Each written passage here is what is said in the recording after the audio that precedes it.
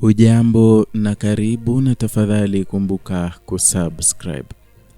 Saa chache tu baada ya kuachiliwa kutoka mahabusu nchini Tanzania, mwanaharakati mashuhuri kutoka nchini Kenya Boniface Mwangi alitoa taarifa kali akielezea mazingira ya mateso aliyoyapitia akiwa mikononi mwa vyombo vya dola vya Tanzania.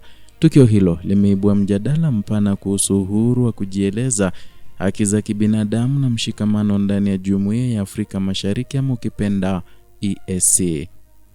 Mwangi ambaye alikamatwa akiwa na mwanaharakati mwenzake kutoka Uganda Agatha Atuhaire alipokuwa mjijini Dar es Salaam kuhudhuria kesi ya kiongozi wa upinzani Tundu Lissu, alidai walikumbana na vitisho na udhalilishaji mkubwa wakiwa kizuizini.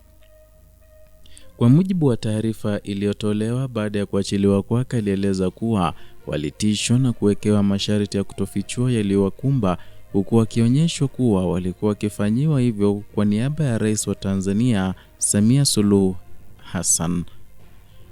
Na katika simulizi hiyo, Mwangi alieleza kuwa mazingira ya kizuizi yalikuwa ya kikatili kupita kiasi, akidai walihusishwa na mateso ya kisaikolojia na kimwili. Taarifa hiyo imezua hisia kali ndani ya nje ya Kenya, huku wanaharakati wengi wakitoa wito kwa serikali ya Tanzania kutoa maelezo kuhusu tukio hilo la kuchunguza ukiukaji wa haki za kibinadamu.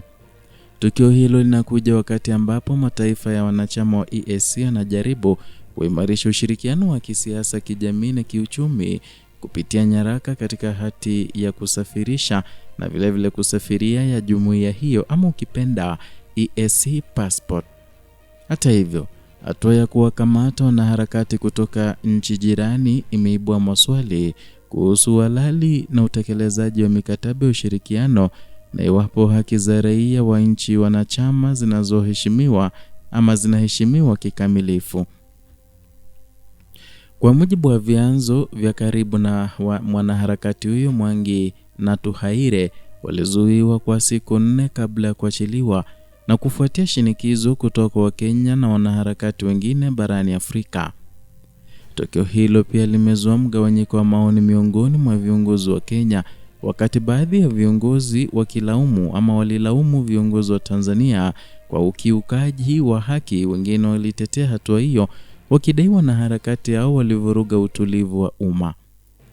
Huku mashirika ya haki za binadamu yakiendelea kushinikiza uwajibikaji, serikali ya Rais Samia Suluhu inakabiliwa na shinikizo kubwa la kutoa maelezo ya kina kuhusu mazingira ya kukamatwa kwa Mwangi na vilevile mwenziwe.